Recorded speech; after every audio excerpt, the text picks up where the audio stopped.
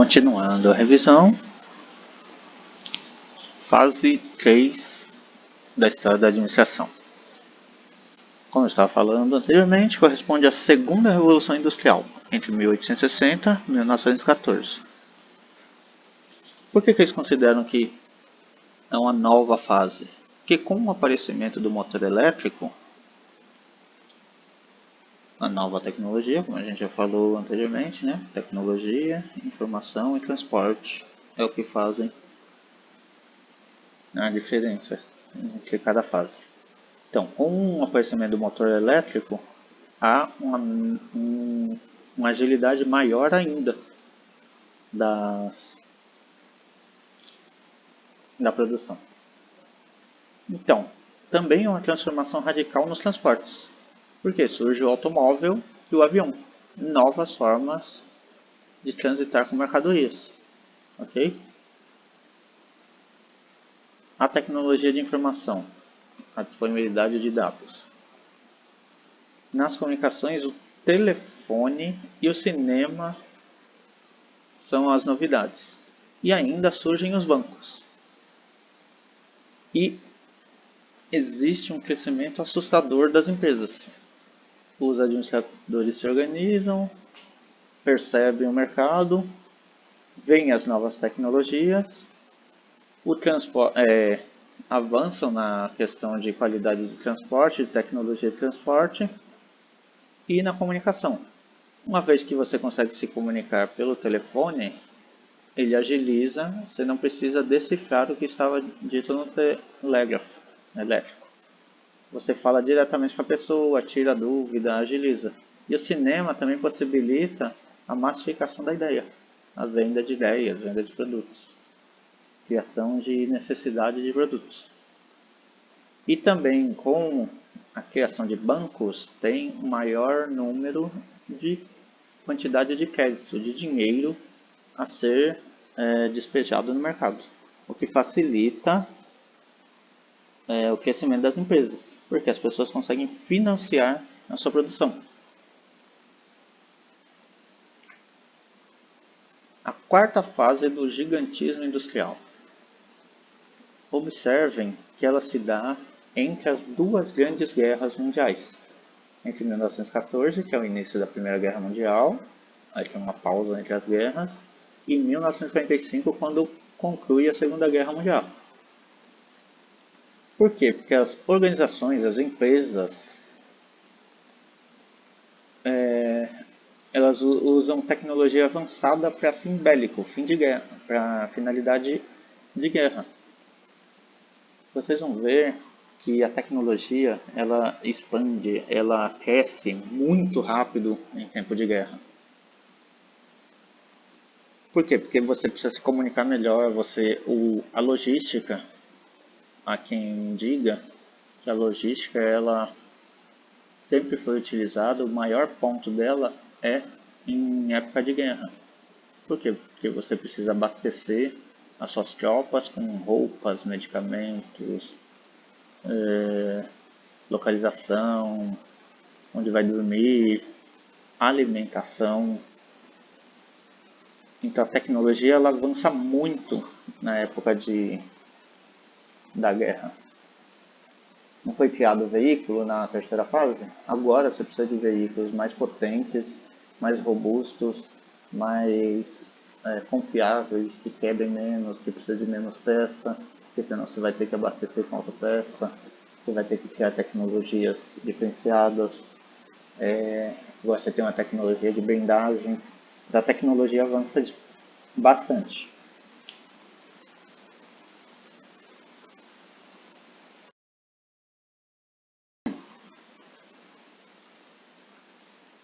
E também tem operações de âmbito internacional e multinacional. Como as guerras são mundiais, você precisa de transporte entre países, você precisa de negociação entre países, de comunicação entre países, tecnologias trocadas entre países. E os transportes, também nessa época, a navegação de grande porte, estradas de ferros e rodovia, tem um aprimoramento e juntamente com o automóvel e o avião. Então você melhora as condições de transporte, você melhora a logística, você pensa a logística como estratégia de guerra. Por isso o gigantismo industrial. Há um crescimento muito rápido das empresas, porque elas investem em tecnologia, os governos investem dinheiro nelas, né? Por exemplo, a maior empresa de tecnologia mundial talvez seja a NASA. E quando ela cresce mais? É durante o pós-guerra, né, o pós-segunda guerra e a quinta fase que a gente vai ver, a sexta fase que a gente vai ver posteriormente, que é a globalização. Que tinha uma disputa. Quem era o líder mundial? Quem era a megapotência, a grande potência? Estados Unidos ou a União das Repúblicas Socialistas Soviéticas? Então, com essa guerra entre as potências, para domínio do mundo, é mais ou menos o que a gente vê hoje entre Estados Unidos e China, mas num outro campo, né? No campo econômico, não bélico. Mas era uma forma de mostrar poder. Então, quem tivesse o melhor transporte, saía na frente. Quem tivesse a melhor navegação, saía na frente. Quem tivesse melhores estradas de ferro, saía na frente. E assim por diante. A quinta fase, segundo os especialistas, se dá após a Segunda Guerra Mundial. É a fase que vai de 1955 a 1980. E aí existe essa divisão nítida entre países desenvolvidos, considerados industrializados, norteados e liderados pelos Estados Unidos, que ficam com a parte capitalista, né, do planeta, e os subdesenvolvidos, ou não industrializados. E ainda os que eram chamados à época, né, de países em desenvolvimento, ou terceiro mundo. América Latina, África, são países que não detinham tecnologia, não detinham capital, não se envolveram diretamente na guerra, etc. E aí, mais uma vez, nessa fase, quais são as características? Quanto à tecnologia, ela se torna mais rápida e a utilização agora é para fins comerciais. Não tem mais guerra declarada. Então, você pega toda aquela tecnologia, o investimento que era feito para a guerra e transforma em, peraí, você tem que fazer compilação de dados, processamento de dados para abastecer uma tropa. Mas eu posso usar essa teoria, essa aprendizagem para abastecer o meu cliente, que é mais ou menos o que se vê hoje. Você faz um cadastro, dá suas informações e ele sabe o que você quer. E aí tem essa utilização para fins de comércio, fins das empresas, das organizações, e não mais dos governos. E produtos e processos mais sofisticados, mais tecnologia. A IBM, né, que dava suporte bélico, passa a ser uma empresa de processamento de dados para empresas, por exemplo. Também nessa época surgem algumas substâncias, algumas coisas que mudam a história da produção. O plástico, que é mais leve, o alumínio, que é mais resistente, mais leve, as fibras sintéticas, outras fontes de energia, energia solar, energia nuclear, diferente do que as pessoas acreditam aqui, né, como a gente não tem essa cultura de energia nuclear, na Europa é muito mais comum. No Japão, né, a gente teve um acidente recente de uma empresa, de uma usina de energia nuclear lá em Fukushima. Mas a energia nuclear, principalmente na Europa, ela é usada para gerar energia para as empresas e para as residências. Né? Aqui no Brasil nós temos 3 usinas mal acabadas, no Rio de Janeiro, em Angra dos Reis, Uma funciona, outras duas está sempre em construção e nunca concluem. Então essas novas tecnologias elas surgem como circuito integrado, o transistor, o silicone. Então novas substâncias trazem um aprimoramento dos produtos, um aperfeiçoamento disso. Isso vai trazendo qualidade aos produtos, que vai trazendo satisfação ao cliente, que vai comprando mais, e vai girando a economia. E aí aparecem outros produtos com essa tecnologia. A televisão em cores, que para vocês pode ser abismal, né? Mas ao final dos anos 80 no Brasil era raridade pessoas terem aparelhos de televisão em cores. Nessa mesma época surge o computador, que mudou o mundo temporariamente, né? Depois vem a adaptação para o smartphone.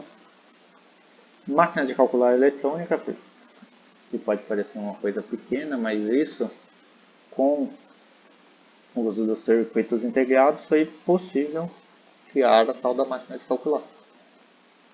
E a pesquisa e desenvolvimento tecnológico passam a ser feito dentro das empresas e orientados para o uso comercial, como foi dito anteriormente. A ideia é que as empresas utilizem para atender melhor seus clientes e não mais atender governos com finalidade bélica ou de guerra. E por fim, a fase da globalização. Após 1980, com a diminuição do que a gente chamava é ótimo, do que os historiadores chamavam de Guerra Fria, essa briga entre Estados Unidos e União das Repúblicas Socialistas Soviéticas, tem uma diminuição desse conflito. E aí não tem mais esses grandes blocos, o bloco capitalista, o bloco socialista. Tem um mundo que traz desafios, traz algumas dificuldades, várias ameaças. O que acontece num país diretamente afeta o outro. Se tem uma explosão num porto do Líbano, todo mundo fica sabendo, todo mundo fica atento. Esse tipo de equívoco provavelmente não vai se repetir tão cedo. Tem algumas contingências, algumas coisas que as pessoas começam a se preocupar mais, algumas restrições. A partir de agora não se guarda mais determinada substância, já não se guardava, né? Mas agora vai ter uma fiscalização muito maior do que antes. E várias outras adversidades para as empresas. Essa fase da globalização é que o ambiente externo se caracteriza por uma complexidade e mutabilidade. É muito complexo se analisar. Por isso foi criado o curso de comércio exterior. Como é que se lida com isso? Como é que se entrega? Qual o tipo de legislação que tem no Oriente Médio?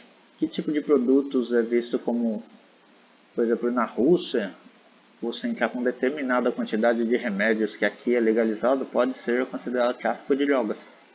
Você pode ser preso porque você transportava, sei lá, 2 caixinhas de determinada substância. E também nessa fase da globalização, as empresas lutam com muita concorrência e com certa dificuldade em entender as reações do mercado. E como seu concorrente lida com o mesmo processo? Como é que se dá isso? Então o estudo dessas fases é importante. O estudo dessas fases ele é importante para você entender por que se age de determinadas formas. Por que tem tanto departamento dentro das empresas? Por que algumas empresas elas optam por regionalizar a gerência? Por que tem gerente local, gerente europeu, gerente na América do Sul? Dentro da América do Sul, por que tem polos na Colômbia, no Brasil e na Argentina? Por que tem tanta montadora de automóvel no México? Quais são as vantagens de você produzir automóvel no México? Por que no Brasil não é tão vantajoso mais para essas empresas fazer montagem de automóvel? Por que se fecha tanta montadora no Brasil? Por causa dessa globalização. Quando a gente tem mão de obra qualificada, porém os impostos são muito altos. A gente tem mão de obra preparada, tem um histórico, tem a qualidade, tem uma cultura organizacional boa em montadoras de automóveis, porém o nosso sindicato é relativamente forte.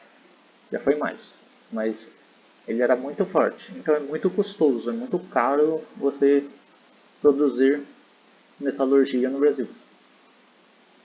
Então a ideia dessa aula era falar a respeito do histórico da administração e a divisão dessas fases. Na aula 2, nós vamos falar um pouquinho sobre teorias da administração.